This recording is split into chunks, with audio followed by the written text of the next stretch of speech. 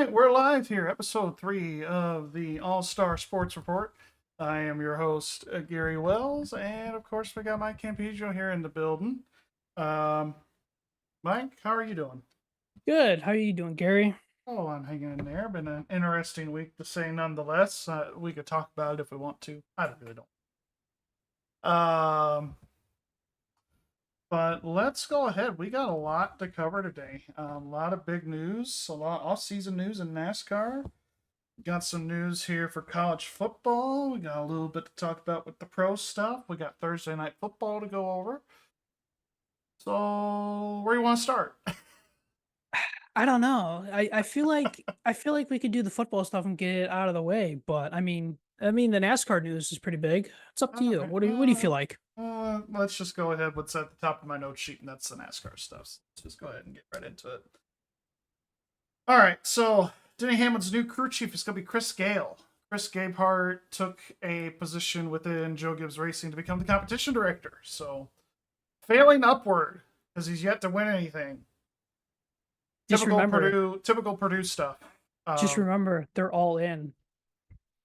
all in to finishing fifth in the standings. I tell you, I wish I could be all in to fail.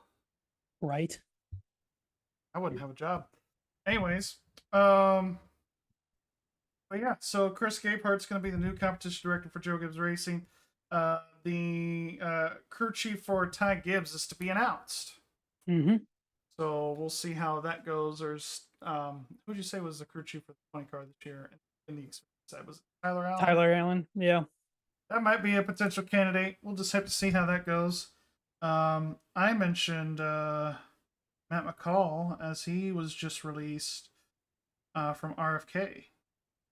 Which would be very interesting to see Matt McCall in a Toyota. I Yeah, don't because know. he was with Ganassi before, and they ran Chevys, and he's been in the Ford camp for the last couple of years with Brad Kay. Speaking of Brad Kay, he did get a new crew chief. Well, not new to him. Jeremy Bolins left Wood Brothers with I don't know 5 or 6 Harrison Burton. races. Yeah. With 5 or 6 races left in the Cup season, left Harrison Burton in that team, and decided to head on over. Well, it wasn't announced, but head on over to RFK, where he's going to be the crew chief for Brad Keselowski. That was his crew chief in the year 2020 and 2021, so kind of a reunification there. Before With you the before you six-car. move on, I was gonna say before you move on to the next note, this is something that we didn't have on our note agenda, but Travis Mack went to the 42 crew chief John Hunter Nemechek. That was announced this week too. I Oh just remember yeah, that off the top of my head. I forgot to write that down. Yeah, Travis Mack. He was with he's Dan been in the Suarez. Trackhouse colleague racing camp the last couple of years. Hmm. So good to see that. Well, not good to see on the 42 car. That's going to be a build, Yeah. not just a rebuild. That car has been running terrible. So hopefully, he can bring some of the stuff that he's learned in the next gen era because he was pretty good with Suarez there in 22. So maybe he can kind of rekindle that success a little bit with John Hunter. Hmm. I mean, anything if they can, even if they can, and I just look at it this way, y'all. When it comes to Legacy Motor Club, they have been so bad. You had Eric Jones; he finished like 30th in the owner's standings, and the 42 finished 35th in the owner's standings. They were terrible. So even if they can improve 5 spots in the standings at the end of the year, I think they'll take that as a win. I think Jimmy Johnson's in over his head a little bit, especially being with the Toyota stuff. And it just seems like they just make changes just to make changes. I don't think they've really made any changes for improvement. However, I do think Travis Mack is an improvement Hmm. compared to what they had. So we'll see how that goes. I hate that Dave Allen's got the short end of the stick and got fired. Shouldn't have gotten fired. Talented crew chief. I hope he ends up somewhere. He'll probably be in the Xfinity or Truck Series next season. So we'll see how that goes for him. It's it'll be interesting this offseason to see how things Yeah. go. We Uh, also almost forgot this too. Daniel Hemrick got moved back to the Truck Series Yep, from he RCO. signed. He signed with the 19 team that Eckes has been driving for the last couple of years. So he'll be in the 19 Napa Chevrolet, and basically it's a ride swap with Christian Eckes because Christian Eckes went to college. Yep. He's driving the 16 car next year over there. So going to be interesting to see how he does. I think he's going to do really well. Eckes has been lightning fast in a truck. If colleague has moved the needle at all to get better, I think Eckes is going to do pretty well in that 16 year. But my thing with Daniel Hemrick now, this is the second time in as many years as he got moved down the ladder again. I mean, he was in the Cup Series. I don't think he's ever really been in trucks. I don't think he's been in trucks either. So this is his first real time in truck. Oh wait, no, he ran a few races with Brad Keselowski Racing and with that truck team a few years ago. Oh yeah, he was their full-time driver. Yeah, so he does have truck experience. I forgot all about that. Yeah, but you think about it here. This is the second time in as many years as he's made it to the Cup level, got shifted down to Xfinity, won the championship, shifted back up to Cup a few years later, and now we're back to the trucks. Really, I think where Hemrick's talent level is more the truck and Xfinity level anyway. I just think over at colleague, not that the equipment was terrible, but it's not like he was in good or junior. Colleague is pretty good. I think they're kind of spread thin as far as the people go because you've got 5 total cars that you're fielding every single week. Because you've got the 2 Cup entries and then you've got the 3 Xfinity entries. That's a lot of people. Yeah. A lot of people working on the same stuff. So hopefully they can get it together because I like that team. I've liked them since they had Blake Cook in the car back in the day. So, well, and think about it too. Sometimes they were filled in that 3rd Xfinity car too, or not 3rd Xfinity car, 3rd Cup car, I should say. Yeah, 3rd Cup car, yeah. So I mean, you're looking at 6-7 cars some weekends, and it's like, holy cow. Yeah, they were fielding 4 Xfinity cars. They had Daniel Dye a couple races at the end of the year. On top of the 11, the 16, and the 97, which now they dropped the 97, went back to the 10, 11, and 16. So, and the 14 car was a colleague car at a couple of races. So that sometimes they were even running 5 cars. If Green Light Racing was doing 14, it was kind of a flip flop deal there. But gonna be interesting moving forward to see how colleague does. I hope they improve from last year. I'd like to see them in victory lane. I'm not saying that Allmendinger lucked into his win at Vegas. I mean, he drove his tail off to get to the championship 4, but he did. It seems like when they get to the championship 4, they struggle and don't run as well. So hopefully that improves because I'd like to see them win a championship. They're very deserving, I think. But really, I think their jump to Cup is kind of what's holding them back as far as the Xfinity stuff goes. I kind of had a feeling that was going to come, but I didn't think they'd be in this long of a drought. But no, me either. It happens. So yeah, Christian Eckes going to the 16 car. That's kind of been known for a little while. Well, one person I do want to look out for, Chandler Smith. I want to see if he's going to be able to get a ride here this off season. I know pretty much all the rides have been kind of finalized and everything, but it'd be interested to see if he gets a ride with the Green Light or with who was running the 30 car, the car that Gregson was driving. Can't think of the name of the team, but I can't think of it either. But that'd be cool if he could get a ride there, just somewhere. It's good to have him in the series. I know I talk a lot of crap about him, but he does have a. He does have a lot of talent. Maybe taking over Parker Retzlaff's ride. Isn't that an opening? That's a good point because they have not announced an opening for that yet, or the fill-in for that yet. So, nope. And it's going to be interesting to see where Parker's going to go. Maybe he goes back to Sieg's team because I know he did run a couple of races there for Ryan Sieg, RSS racing there a few years ago. So, he goes back over there. So, which would be interesting because they're a Ford team. And who did he push to the win at Daytona? A Ford. Uh-huh. Or Chevy. Uh-huh. Yeah, Ford. No Ford. Yeah, he was in a Chevy, but then Chevy got all mad. But I have to agree with Mark Martin's take on it. The manufacturers don't give a crap. No. They say they give a crap, but they don't give a crap about it. No, they do not. No, they do not. So, we've got that. Joe Gibbs racing drivers allowed to race dirt now. Or pretty much anything they want. We haven't seen that since Tony Stewart was driving for Joe Gibbs Racing. So, 15 years ago? First time in 15 years, they openly announced that like Chris Bell and Chase Briscoe and those guys are allowed to run dirt. I think a lot of it, in my opinion, has to do with Briscoe coming over, and because Bell has been wanting to do dirt racing, but I think he's been respectful and understood the decision. But I think when Chase Briscoe when he got in there and the new guy, I think Briscoe had a heart to heart or something, or he just said like, "Yo, I'm gonna go dirt racing." I was like, "I'm sorry, that's what I Yep, do." yep, absolutely. So that's good that Gibbs is finally letting them run loose a little bit. Good luck to Toyota Racing because they're gonna have to sponsor. They're gonna have to spot not one, not two, but three Monster Energy Cup cars in the field this next season. So you got Riley Herbst in the 35. That's going to be a third team for 2311. You've also got the 45 of Tyler Reddick and the 23 of Bubba Wallace. See, I And the really thought they weren't going to run the 35. I thought it was going to be the 67 or something. and the 54 Ty Gibbs. Yeah, the 54 Ty Gibbs. That's interesting there in a nutshell. But yeah, so JT almost called him JT3.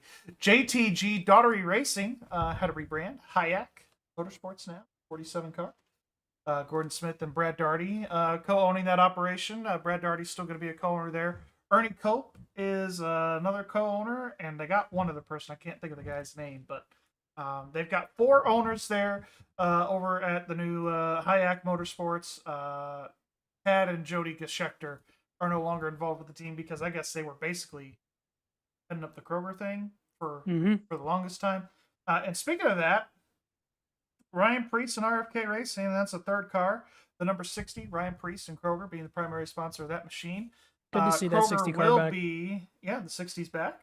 Kroger will be a primary sponsor on the 6 and the 17 for a few races.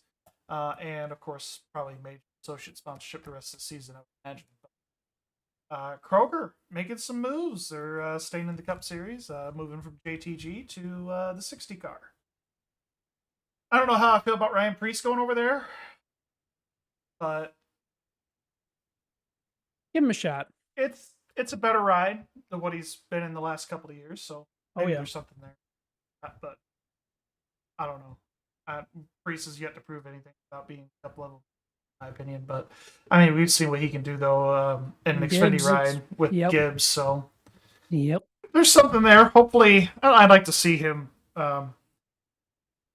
People are like, he's got to win. He's got to win. I don't think he's got to win, but he's got to run better than what he's running when he's in most weeks, except for like New Hampshire, Martinsville, and like the short tracks. He's really good, but everywhere else he's terrible. I'm just gonna say it like it is. He's awful. He is, but I mean, hopefully the equipment will be better and he can show a little bit more of his talent because, like we mentioned, when he's in like an Xfinity like car for Joe Gibbs a couple years, I mean, he was winning multiple races. Yeah, he won a couple Iowa races and he ran good at Homestead. Of course, we all know about that Homestead race with him and Elliott Sadler there at the end. And I think he won at Bristol one time too. I think that was a Dash for Cash race.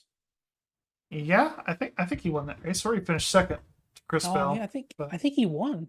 Either he won or he finished second. I can't remember, but yeah. So not a surprise at all for the Xfinity side. Justin Allgaier wins the championship and he wins most popular driver. It has not been yet announced at the time that we went live at 10:30 this evening. I didn't see who the Cup most popular driver was. I'm going to assume it's Chase Elliott. It is confirmed. It is confirmed, Chase Elliott. Yeah, because he's got a bunch of fanboys that don't have jobs or lives, and they could just sit here and vote 30 times a day. Oh, did I say that out loud? I mean, if he's the most popular driver, share back, go on Netflix, do something. I mean, that's where I'm at. Most popular driver. How about you win some races? And let's not blame the crew. How about you improve your racecraft? Did I say the quiet part out loud? Oh, you did say the quiet part out loud. I ream into Chase Elliott anytime I can get. And I'm probably going to get a lot of hate for it, but I don't care. Roger Carruth, most popular driver in the Truck Series. See, I like Raja. Got some talent. Got the HendrickCars.com machine. I guess he's going back to the 71 next year. I think so. We'll see how that goes for him. I know it was kind of up in the air. There were some rumors about him going to Hendrick full-time in the Xfinity car, that 17 car. Or he was going to do that full-time next year, but that was never really confirmed. So, Rookie of the Year in Xfinity and Trucks, Jesse Love for Xfinity and Lane Riggs for Trucks. Not really a surprise for either. No. And even the Cup Series won Carson Hocevar, not a surprise. Not a surprise. I mean, Zane Smith really didn't run that. I mean, he ran great toward the end of the year, but Carson, I think, really the whole season put it together. But hopefully with the addition of Rodney Childers and Justin Haley there, I'm really hoping those cars get better. And McDowell too.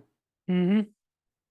I think McDowell's gonna really do something there. He's really gonna be the leader of that organization. I think um, for years to come, outside the car, even. Did Zane Um, Smith ever get a ride yet? I'm trying to remember off the top of my head if he ever got a ride. I've heard the rumor that he's going to front row, but I don't know. That hasn't been confirmed. But that's another one to look at. Zane Smith as well as Chandler Smith. Both the Smiths, the Smith cousins. I doubt they're related, but I just wanted to say. Because I think the only thing that came out from front row this week was Todd Gilligan is getting Love sponsorship, but Yeah, nothing he's for Noah moving from the Gragson. 38 to the 34, which isn't surprising. No. I mean, it's kind of full circle if you think about it, because David Gillen was the Love's driver there for a few years. Yeah. So, and Todd was actually driving his dad's cup number there for a long time, 38. He was.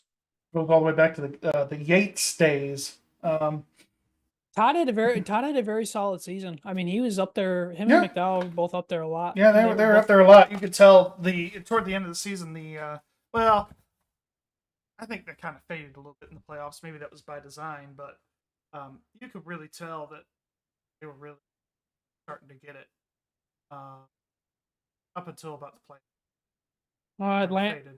Atlanta, they showed a lot of speed. They did show a lot of speed. They've got the plate stuff down. I think the Tier 1 program with Ford helps. Hopefully that they can carry that momentum into next year and run better, not just at the plate tracks, but everywhere. I think that's what we're still needing to see from front row. So we'll see how it goes. They got that lawsuit that 2311's dealing with, so they're going to run better, they're going to run worse. It's going to be interesting to see what the morale's looking like in the garage for those two organizations. So they're starting at Daytona. That's a big deal. It is. Speaking of that, really no news in regards to the lawsuit this week. They were able to race as open teams next season, so good for them. Basically, all I've got. So. Yeah, that's about it. It's been kind of quiet, and I would expect next week to be quiet too, with Thanksgiving coming. So yeah, exactly. Anything else NASCAR related? I don't think I've got anything.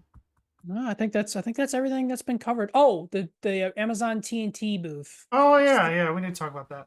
So Steve Letarte, I guess, is going to be doing the 2/3 of the season next year. So he's doing the 10 races for Prime and TNT, and then he's doing the remaining 12 races there with NBC. So he's going to be doing 22 races next season. Dale Jr. is going to be the driver analyst in the booth. Adam Alexander is going to be the main lap by lap commentator. I'm okay with that booth. That is probably the best. It's probably one of the best booths in NASCAR. Adam Alexander gets a lot of hate, and I never really understand. So I'm glad he's getting another shot doing the Cup Series and with TNT again. Yes, TNT about 10 years ago. So, but that also tells us now the CW spot is wide open. Because I know he was one of the leading candidates for CW, but now that's wide open with him going there. And Mike Joy's gonna have to find another replacement. Yeah, it's gonna be interesting for Fox. I so badly want him to be involved with the Indy 500 next year. I hope Fox does the right thing. We don't know how long Mike Joy's going to do it, but I'm sure he basically has a job anytime that he wants it. Yeah. So we'll see how long he lasts with Fox. I could see it being another maybe 2 or 3 years, and I think he'll probably pull the plug, but so to speak. But think about it though, from the time Amazon TNT takes over and shifts into NBC, I mean, that's some pretty good booths. I mean, Lee Duffy, Steve Letarte, Jeff. I mean, you can say what you want about Jeff Burton, but Lee Duffy and Steve Letarte on NBC is very good. And then you know that's following Adam, Dale Jr. and Steve. So I mean, and Jeff isn't really confirmed for the booth next year, I don't think. And Lee Diffie really isn't confirmed for the booth for NBC next year. True. I'm just throwing it out there as a hypothetical. I think Diffie might be going to IndyCar for Fox. I could see him going back to Fox and doing the NASCAR stuff. So that's where his passion really is. I know he's really good at doing the NASCAR stuff, and he's very intrigued with it. And he did a very, very good job, I thought. The end of the regular season, the end of the playoffs, I thought he did great. But I could see him going back to IndyCar because I feel like he's more accepted there in that part of motorsports. For some reason, he's not really well accepted amongst the NASCAR fans, which still not a fan of NASCAR fans being racist as hell all the time. But Oh yeah, here we are. I know. Let's see Oh, what else. Brad Gilly is taking. Yep, Brad Gilly's taking Doug Rice's spot. Doug Rice's spot. PRN. Yeah, saw that. Saw Mhm. that today. It'll be interesting because we've never really seen Brad Gilly do anything other than pit reporting.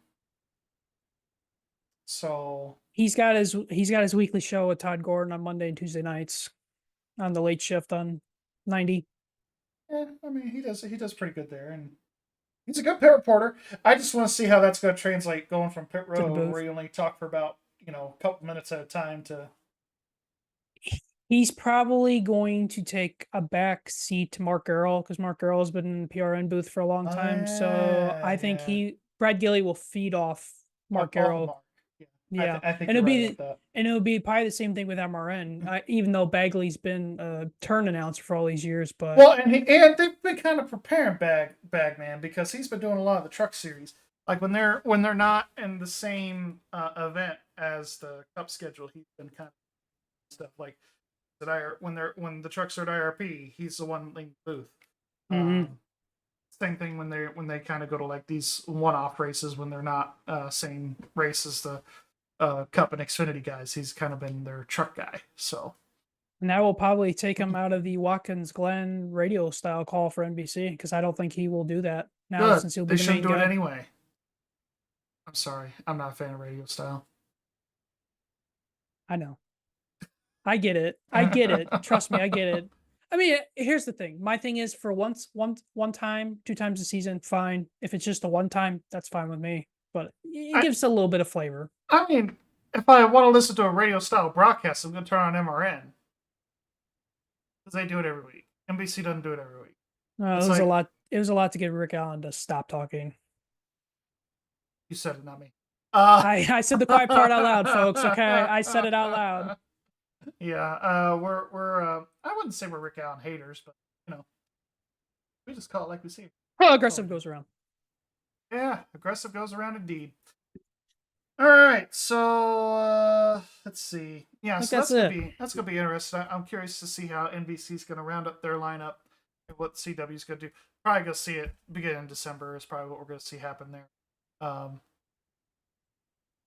hope it's not Marty Snyder.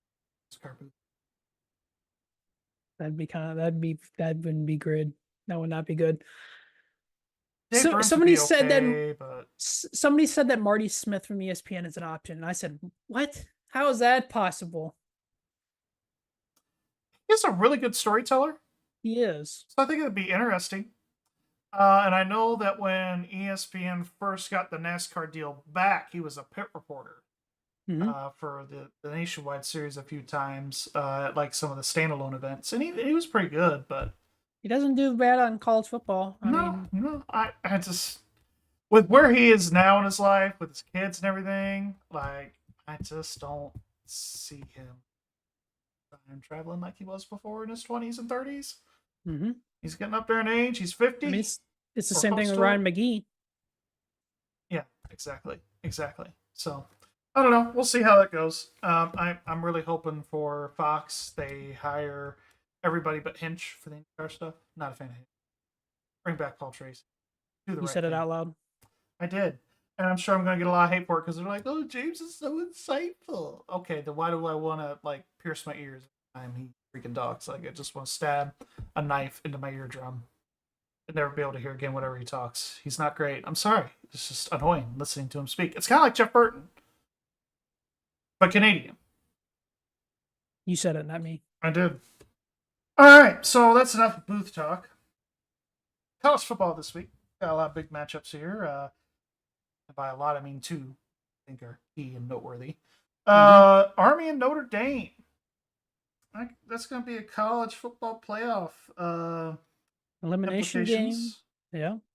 Going to be in Notre Dame. Yeah. Going to be in Yankee Stadium too. Technically, it's a home game for Notre Dame, but yeah, Yankee Stadium, home Shamrock Series. And we all know who's going to show up. It's going to be the Army fans. Oh yeah, it's like yeah. I mean, but I mean, this is probably Notre Dame's biggest test on the rest of their schedule this week. Next week at USC, eh. But this is it. I mean, you win this game, you're in. But if you don't win this game, ooh, Yeah, ooh, it'll be tough, especially with they already got what, one loss on the schedule. he had NIU. Forgot about them. Yeah.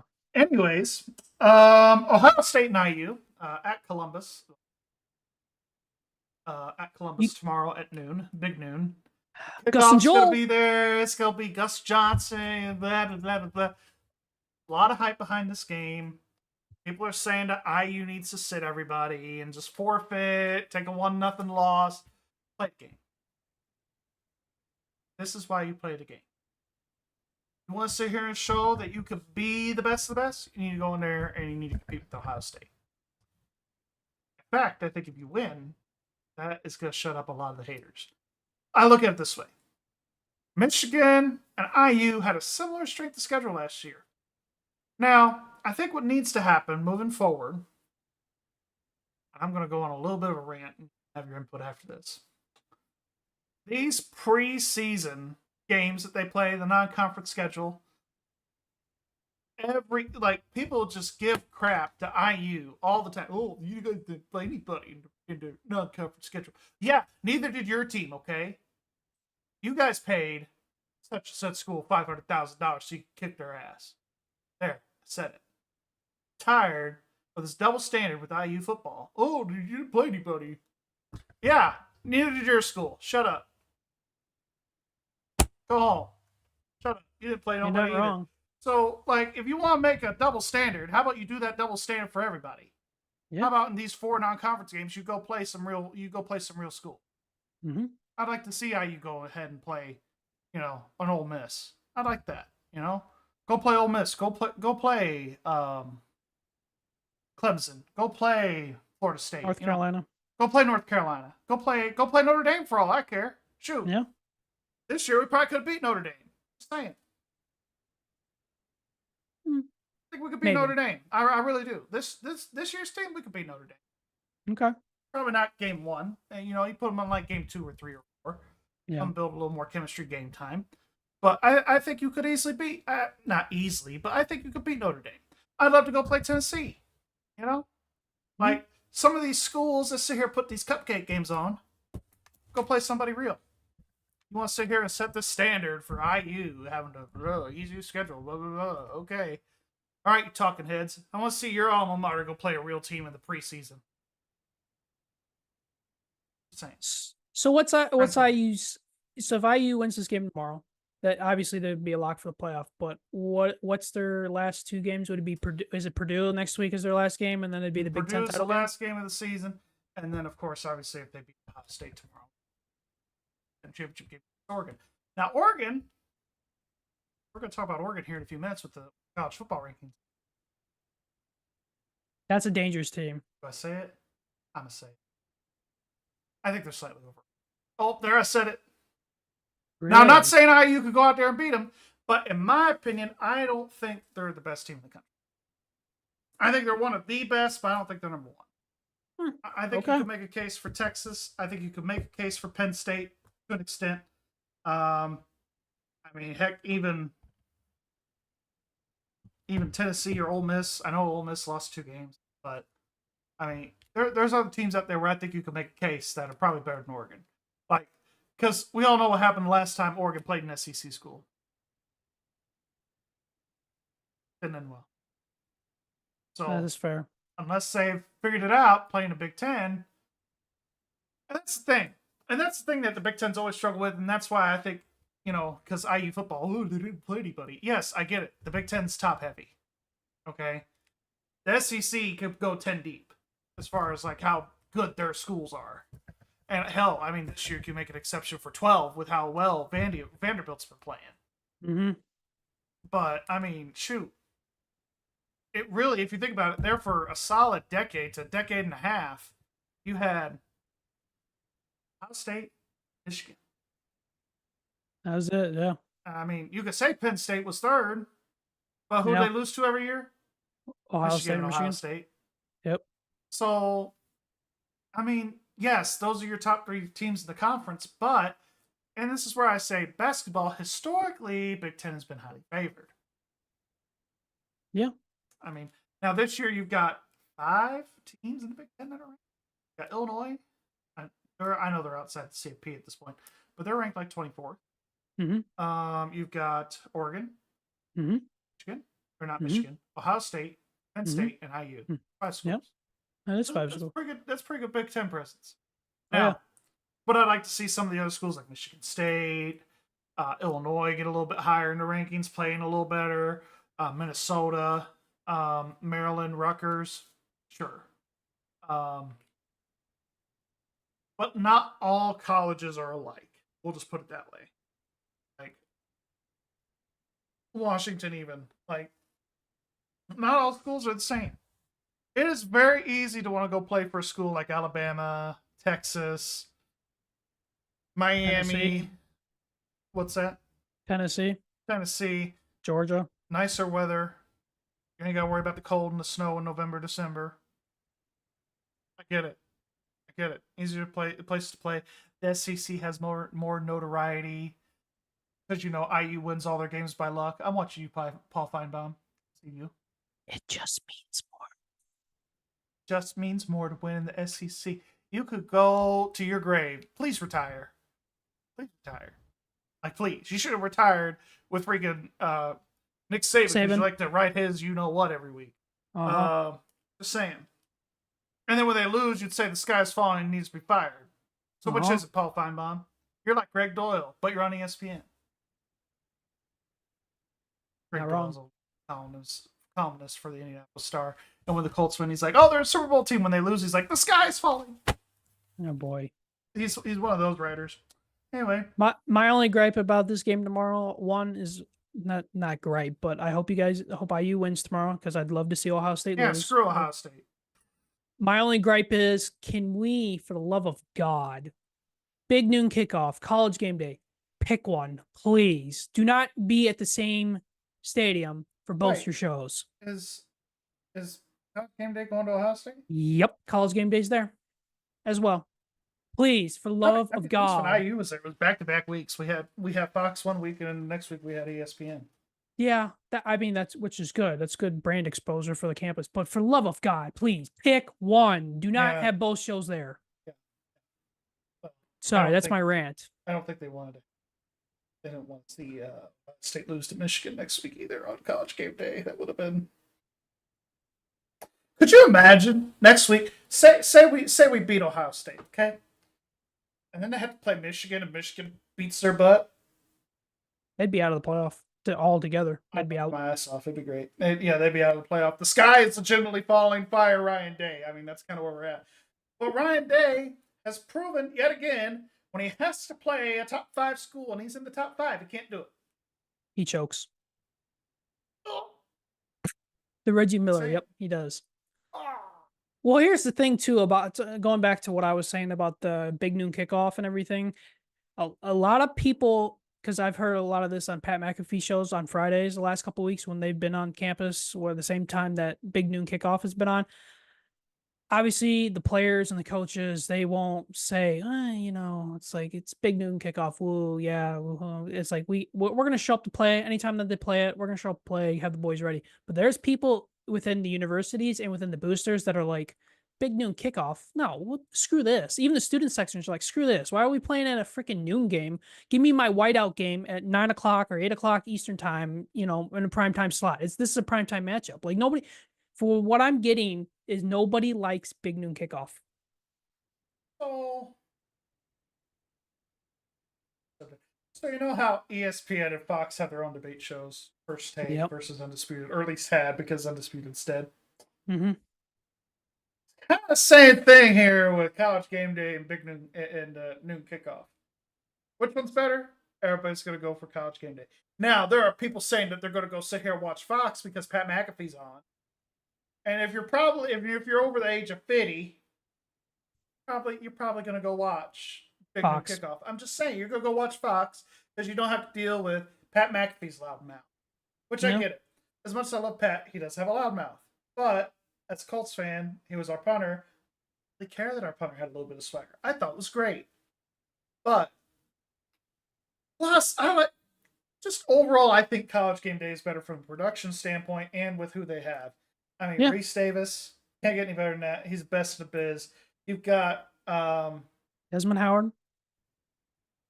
he's my least favorite, but he's there. He's on the set, and when it comes up to race, he'll talk about race. So just set that out loud. That's about the Okay. only thing that he talks about there is if it's a race related. And Joe Hutchings, when he watches this later, he'll know what I'm kind of hinting at as far as that goes. If he doesn't know, he's an idiot. Anyways, DEI, and I'm not talking about Dale Earnhardt Incorporated. No. So, Kirk Herbstreit, really good. Yep. I mean, he has been knocking it out of the park the last couple of years. Corso is he got to go. Yeah, but I know he has to go. go, but it's like He's gotta go. I know he has to go, but He's it's got to go. before you name off the other couple Saban guys. Yeah, I was gonna Has say really done a great job. Yeah. Love Nick Saban. He's done well. Now the Bear guy that they had before this other guy that does the Stanford six-pack Steve. thing. Yeah, that guy. Okay. Yeah. The Bear guy. They hired him for Fox, Yes, they did. and it's not the same. No, it's not. He's better. No. And I think he knows it. It's like Tom Rinaldi going over to Fox. Doesn't work. Especially No. now that he doesn't do like college football. He does NFL. Mm-hmm. He needs to do some college football too. But let's before we move on though, I know you're talking about Corso needs to go though, but a couple weeks ago when they had that tribute video for Ben, the dog of Herbstreit, and to see like Lee, like, you know,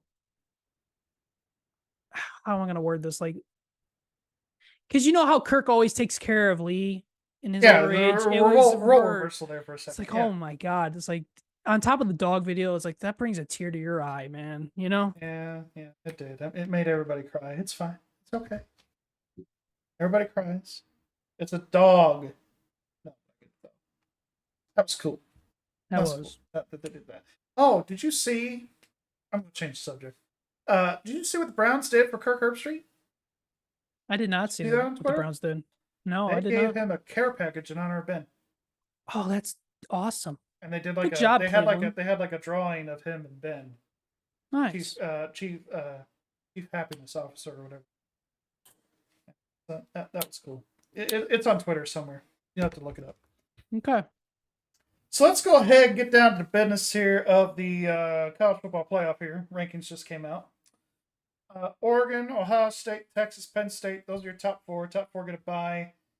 Obviously, that's going to look a little bit different, I think, when you get your four champions. Like I said about Oregon, I don't know if they should be number one. I think you can make an argument for Texas. But Oregon hasn't lost a game. So by that logic, we should put Indiana at 2. You'd think. But Indiana's always going to get hate. It's fine. Ohio State, Texas, Penn State. That's your top 4. IU at 5. Notre Dame at 6. Bama 7. Miami is 8. Oh, how the mighty have fallen. You go from 1 to 8. They're going to be the only ACC team in. That's the thing. Yeah, because Clemson hasn't been playing that great. Florida State has stunk. They look like Purdue. Oh, yeah. They're as bad as Purdue. Yeah, they're pretty bad. But I have a conspiracy theory behind that. But we'll circle back. Ole Miss, Georgia, depending how many DUIs they have. Tennessee and Boise State is rounding out your top 12 there. Boise State, I think, is a good move. They should be in. Absolutely. I think they're one of the top best 12 teams in the country. However, we have seen in the past with them being in the Mountain West, whenever they go play a Power 5 school, they struggle. But I get it. They want to try and include a group of 5 school in there. I think Boise State is that team this year. That should be worthy to go ahead and try and play. Well, they could have the Heisman guy of the year too. That Gentry guy running back. That dude that can. Running back's really good. And they've had a lot of good running backs there at Boise State in the last decade or so. They had Doug Martin there. They had Jay Ajayi there. Now they got this Gentry kid who's really good. So they know how to produce a couple of good players there, except quarterback. Sorry, Kellen Moore. Love you, Kellen Moore. If you were any good, you'd still be playing. Yep. Um, but yeah. Oh, my theory with Florida State. I think they're tanking on purpose For what? so they can get out of the ACC. And go where? SEC? Uh-huh. That's my Why theory. would they? That's my Why? theory. I don't know if that's true, but that's my theory. Do you think Mike Norvell needs to be fired after this year? Because I don't. No, they had a really big letdown after the Jordan Travis injury. Really big letdown. I'm not. It's like all their players left. Yeah. I mean, they all went and transferred, which is That or they sad. went to the NFL. They went to the NFL. They were like Michigan, but worse. Like at least Michigan has a good. Oh, I know I said I can't hate on Mike Moore, but I'm going to for a minute. At least when Sharon Moore took over at Michigan, they're doing fine. They're 500, or they're like 6-5, something like that. I can't remember what the record is, or they're 5-5. But like at least they're 500. Where Norvell, he took a 10-win team and then they go 1-10 or 2-10, whatever they are right now, 2-8. Like it has been a struggle. So Well, I kind of look at Michigan and Florida State kind of being the same situations where they're having to do rebuilds and stuff. I mean, look at Washington. They lost Kalen DeBoer to Alabama, yeah. and they're still playing pretty decent. Yeah. I mean, they don't have the talent like they had when DeBoer was there, but I mean, they're still playing pretty good. They're gonna be a bowl. They're gonna be a bowl team. So speaking of the Sharon Moore team and a couple of little recruiting notes, guess who's got the number one quarterback coming in next Michigan. year? He's from Yep. Michigan. And guess who's the number? Guess where the number two quarterback's going? Colorado. And that kid threw for like 5 touchdowns in the state championship game. Yeah. Yeah. Good for him. But no. So rumor has it. I don't know how true this is, but Connor Stallions, the Yep. Mr. Steele you signed. Yeah. Apparently he is like on their coaching staff at the number one kids like school. Oh, really? I did not know that. I know he was coaching high school, but I did not think it was Allegedly. high school. I don't know how true it is, but that's what I heard. I heard Michigan paid him $10 million to overturn his commitment. Really? 10 million. You better believe I'm dragging my butt through these next 4 years of college. I'll play every damn year. How many years of eligibility I get? Sure. Okay, 4, 5, 7, however long you want me to play. $10 million. Oh, I'm good. Give it to me. Give it to me one more time. But yeah, so that's interesting. Speaking of Thursday night football, how about that game last night? I thought it was pretty good. People were saying that it wasn't a very good game, but I think it's because they're Anytime that you can get snow on a football field, oh my goodness, it's great. I thought it was a very good game last night. And the inflection of changes from the field from in about a 10-minute span 10-minute span from the beginning of the second half, 5 minutes, 6 minutes into the third quarter was insane. Oh yeah. You went from being able to see to like it's a whiteout. You couldn't even tell if the kicks were good or not until the official said so. Well, I heard today that Amazon was doing some like AI thing to help with the yard markers and stuff like that, and people's like legs would disappear when they ran over the yard marker or something like that. I heard something like that today. So they did have an overlay, and a lot of like the main networks. So like, I still think NBC is helping them with their production side because they do have specifically Terry McCulley. He's the rules analyst for NBC and Amazon Prime. So that's where I think there's a little bit of an NBC connection there. But a lot of the big networks, NBC in particular, and I think Fox, I've noticed whenever there's been a snow game in the last few years, they've done this like overlay thing of like the yard markers and whatnot. So I think they kind of took some of that technology and they were just trying it. I didn't like it how it was done the entire time. Like they would use it pre-play, and then while the play is happening, they would fade out that overlay on the other networks. But for Amazon, they did not. They decided to stick with it, which I'm indifferent on it either way. I thought it was okay, but it definitely needs some tweaking for sure. Mm-hmm. But overall, I thought it was pretty cool. We don't need it, No. but but yeah, Jameis Winston, despite his 2 turnovers, played really solid last night, I must say. What a And then Chubb coming back and getting his first 2 touchdowns last night. That was pretty impressive. rough week for the Steelers though. Losing to Baltimore and losing to Cleveland in like 4 days. Ooh. Oh, fun fact. So you're gonna love this one. And I hate Pittsburgh, so I think it's great. Okay. Mike Tomlin has yet to win a Thursday night divisional game on the road. Hasn't done it. I knew I should have taken the Browns in my picks yesterday, and I didn't. Has not done it. Just throwing it out there. He hasn't done it at all. And he's been in Pittsburgh how long now? Since 07, 08? Oh, yeah, about 06, 07, I think. Somewhere in there. Yeah. Anyways, yeah, Pittsburgh. If you're playing a divisional Thursday night game on the road, take the L. Because that's what's going to happen with Mike Tomlin as your head coach. Yeah. And you're not going to win any more Super Bowls either. You're just going to be sitting there like 10-7, maybe make a playoff game. But so that covers Pittsburgh Browns. Defensive game for sure. I thought it was great. I thought it was a great game overall.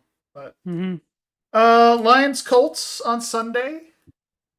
Now here's what I'll tell you, and this has kind of been what my roommate and I have been saying all week. Get them into a shootout, Colts are screwed. They don't have the firepower of Detroit. They just don't. However, I think this could be one of those stupid games that we win. Yeah, I can like see a game that we're not supposed to win, we'll pull it out. Mostly because it's at home. And if it's a game that we win, it's going to be low scoring. And by low scoring, I mean it's going to be like 20-17, 17-14, 14-10, something like that. If you could keep the score under 20 points, good luck because you're playing Detroit. Yep. I think we have a chance to win. However, if we can't keep it under 20, you're crossing the threshold of shootout, and I don't think we're going to be able to keep up. It's going to be very, very important on Sunday for Anthony Richardson to be able to take care of the football. Mm-hmm. Take care of the ball, got to run the ball well, got to play defense. But we can't play defense. Our secondary is so inconsistent. Like, we've got Kenny Moore, who's pretty good. Jones, number 40, who's pretty decent. That's really about it. And the safeties have been so up and down this season that you don't know what you're going to get week to week. Just don't know. Linebackers are okay, and we kind of have struggled to stop the run. That's kind of one of our big struggles this year. It has been stopping the run effectively, consistently. So, with the Lions having 2 good run backs, and the receiving core that they got, and a tight end core. They only got 1 good tight end. Yeah. But I just and Goff playing out of his mind, with the exception of the Houston game. Mm-hmm. It's gonna be hard to beat them. It'll be hard. It'll be very difficult. I mean, with the exception of the 5-pick game against Houston, he's had more touchdowns and completions in the last 2 months. Mm-hmm. I mean, I think so. It's been wild how he's been playing. Like, he threw 5 picks the week before against Houston. Last week against the Jags, I know it's the Jags. But he went out and threw for 400 yards and 5 touchdowns. And it's the biggest win in Lions history, by the way. Biggest blowout win. They've been a part of that on the other side. Biggest loss. So it's been entertaining to watch the Lions play. I would say they've probably become like my favorite team over the last couple of years. Just seeing how they've been able to play. And I like Dan Campbell. He should have gotten the job in Miami years ago, but he didn't. But I think him being the tight ends coach and assistant head coach under Sean Payton is what propelled him to this opportunity. Yeah. So I like Dan Campbell. You can't not like him. That's just my opinion. Unless you're a Bears fan, then you probably don't like him.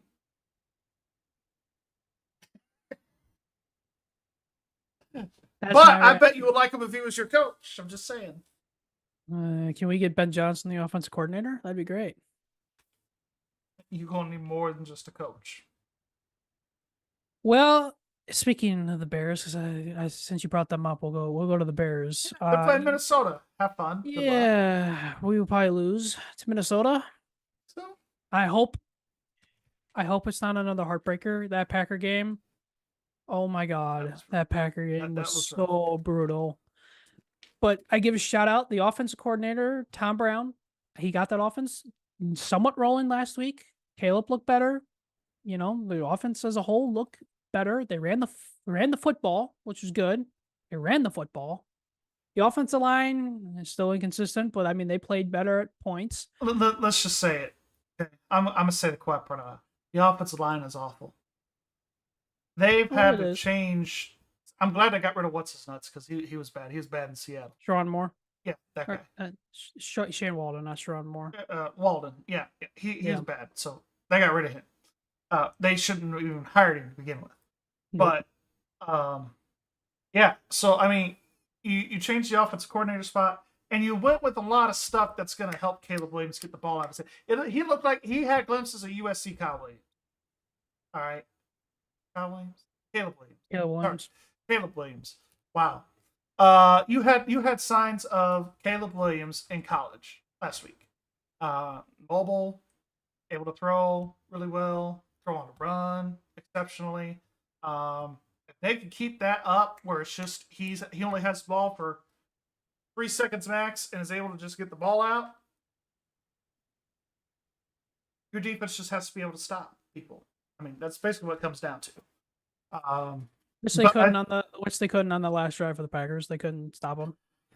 Yeah, and it puts you in a position where you had to rely on your special teams at the end of the game. Which, when you're putting yourself to rely on your special teams, it's a 50-50 thing, Well, yeah, especially with the Bears at Soldier Field and special teams and PTSD for all us Bear fans when it comes down to the last second kick. You shouldn't have cut it. You shouldn't have cut Robbie Gould. No, we should have never done that, and that was probably one of the worst decisions. That's the curse right there. Well, even Eddie Pinheiro is like the best kicker, and like didn't he win some best kicker award this week or something? Or he's like been one of the best accurate most kickers the last couple of years or something. And it's like, well, we cut him. Really good. Yeah. But that last drive though from Caleb Williams to put him in goal range, was good. Outstanding. Yeah, he's great. Yeah. But here's another thing about that game. Don't run the damn clock. Run another play. Don't just sit there for 30 seconds and be like, "Oh, that was bad. That was bad clock management by you, because you have what, 2 timeouts? I had 1. You had 1. You could have easily ran another play or try to clock it or whatever. Yeah, we just sit there. Yeah. I hope that picks up on the stream. That's cool. I hope Coach Eberflus is fired at the end of the season. He should be fired. Yes and no. Yes. But yeah, I think we got a legitimate shot to beat. You guys got a legitimate shot to beat Army. We're probably gonna lose to Minnesota. We're probably gonna lose to Detroit. But I think we got a legitimate shot to beat IU. And we'll lose on Thanksgiving. So everybody that's watching on Thanksgiving football, Bears Lions first game of the day. Enjoy yourselves. When was the last time the Lions won on Thanksgiving Day? Against the Bears. When was that? A couple years ago. I think it was a couple years ago at this point. All right. So we've got game of the week: San Francisco, Green Bay. It's going to be Green Bay, no contest. Now, Brock Purdy is supposedly dealing with it. Yeah. Oh, San Francisco, you are falling off a cliff. Well, they do this every time. Every time they make the Super Bowl and lose, like, they have a losing record the next season. Yeah. I mean, it's just how they are. I don't know what it is. I think they're really showing on offense, though. They've been relying on McCaffrey too much. Oh, yeah. And they need to fix that problem. Mm-hmm. They really do. when you're having to rely on Sam or Ayuk and McCaffrey a little too much, and I'm not saying that Debo's not good or Kittle's not good. It's just like, you know, you don't rely. There's not a whole lot of depth at receiver there for San Francisco. I hope they improve that in the offseason. And I Yeah. hope they get another running back because they need it. Yeah. Offensive lines play great. Kittle's been phenomenal when he does get the ball, but it's just like, man, Yeah. you just, not rely on one guy. You really need to expand your offensive weapons there in San Francisco, in my opinion. I mean, shoot, you still got Brock Purdy on that rookie contract, that Mr. Irrelevant contract. Do something. Mm-hmm. Do something. Make a move this offseason.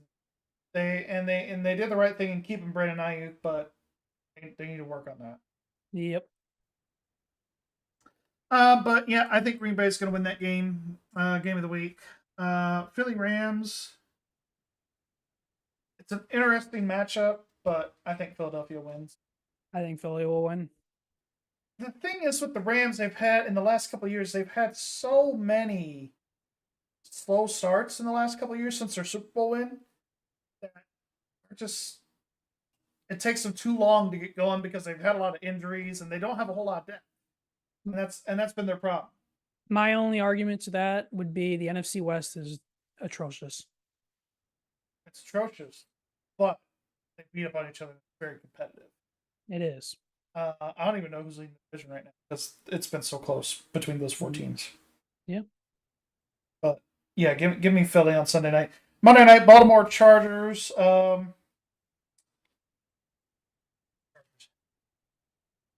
Yeah.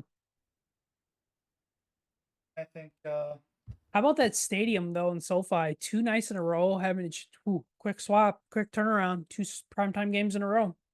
I think that. Oh, that will be fine, but it just But no, I think Chargers are the better team. I know that's kind of controversial to say, but Chargers are really good. I like Herbert. Quentin Johnston's learning how to catch the football, which is amazing. Their running game has been solid. I think they're kind of one running back away. I know Gus Edwards kind of plays every once in a while, and they got J.K. Dobbins as their bell cow. But yeah, I think if they work on getting a second guy in there, I like the Illinois running back. He kind of has a similar style to Gus Edwards, although I think he's a little more explosive because I think Gus had like a ACL or torn Achilles. I think Dobbins had the same thing. They literally just took the Baltimore running backs and put them in San Francisco and put them in LA. Almost said San Diego. But I think it's going to be interesting seeing that this weekend. Well, let me go ahead. I'll finish this up here with thank you to our sponsors. Do you want me to touch on quickly MLB and NBA? Got some news. Sure, go ahead. So we got the NBA came out this week. They are gonna have a 4-team style format for the All-Star game this year. So they're gonna have a 4-team tournament with the All-Star game. So it'll be pickup style format, which is 2 semifinal games, which are played up to 40 points, and the championship game will be played up to 25. So you will have 3 all-star teams comprised of 8 players, with the 4th team being the winner of the Rising Star Challenge on Friday night. So that is the big news out of the NBA this week. And also, the Cleveland Cavaliers finally lost the game. Cleveland was undefeated through like 15, 16 games. That's pretty good. So that is the big news out of the NBA this week. Major League Baseball, we came out with the awards for the season. MVP awards, no shocker here. American League, Aaron Judge. National League, Shohei Ohtani. Cy Young Awards, Tariq Skubal of the Tigers. Your roommate will probably kill me for saying that name wrong, but whatever. National League was Chris Sale, former White Sox player. Went in the Cy Young in the National League. Good for him. Rookie of the Year, only one big name out of this that everybody will know. Pittsburgh Pirates, Paul Skeens, the NL. He won the Rookie of the Year. And then your Manager of the Year award winners is Stephen Vogt of the Cleveland Guardians, And the NL Okay. is Pat Murphy of the Milwaukee Brewers. Those are the big Yeah, award winners from Major League. okay. Yeah, good stuff there. I want to give a quick shout out to our channel partners here. Falcon Grafix, $5 off your first vehicle wrap when you mention All Star 15 TV when you message Falcon Grafix on their Facebook page. So if you car wrap, go to Falcon Graphics. W Energy is a sponsor of the channel as well. They are a brand of energy drinks that are designed to be clean, flavorful, and focused on energy. Use code AS15TV to save 10% off your order. Visit w.gg to place your order today. Of course, I know they kind of only sponsor the yellow flag for All Star 15 TV, but Lead Entertainment, want to give them a shout out. Of course, Drinkin Pros Auto Racing page, the Wrestling with Nerds podcast, and of course, the Nerds Doing Nerd Things podcast as well. All channel partners of All Star 15 TV. Thanks to AJ for allowing us to be here every week to crash, not trash, their channel or his channel, and put on a good show for you guys. Red's gonna do anything with new manager? Cody's asking. I think so. We'll see. I like Terry Francona. I thought that was a good hire. So they got one of the rising stars players. I forget his name, but he's the one guy that's really exciting. That can steal a lot of bases. I forget his name off the top of my head. Yeah, I do too. Yeah, but I like the Francona hire. I do. I think it's going to be a 2 or 3 season process for them to be thinking about wild card. So we'll see. But championship pedigree with him, so it's a good hire. Yeah, it is. I mean, I don't understand why Cleveland fired him. Like that was dumb. That was a dumb fire. I mean, I know they made it to the World Series this year, but easy for me to say. But it was dumb firing. ALCS. Oh yeah, ALCS. That's right. Because they lost to who? Yankees. That's right. So it'll be interesting. It'll be interesting to see how the Reds do. Of course, I guess you can kind of say I'm a Reds fan. I mean, by location, but I don't keep up with baseball. It's all a numbers game to me, and numbers are like. Don't get me started on the White Sox already. I need my mental break till April to worry about that. Ellie De La Cruz is the guy. That's the man. Yep, that's the man. That's the guy for the Reds. So, yeah. So that's really gonna wrap up the show. Any final thoughts, Mike? Sorry, I was like choking on my water. No, you're good. I'm choking over here too. It's fine. No, I think that's it. I hope everybody that's watching has a very nice and relaxing Thanksgiving weekend. Watch a lot of football, do a lot of family things, enjoy great food, and we'll catch some in 2 weeks, right? Spin stops here. Thank you guys so much for watching here. My name's Gary. That's Mike. Thanks again for watching the All-Star Sports Report. Happy Turkey Day if you celebrate Thanksgiving. If not, great. Go have some time with family. Enjoy your paid day off if you are so lucky to have one of those. But thank you guys very much for watching and listening. If you decide to listen instead of watch, because I know I'm pretty ugly. So, damn. But regardless, thank you guys for tuning in, and we will see you guys in the next episode. We are off next week for Thanksgiving, but we will be back probably December 5th or 6th. So, special episode. You'll figure it out pretty quick. Because it's on my birthday. I say it's special. But anyways, there you go. Thank you guys for watching. Thanks for participating.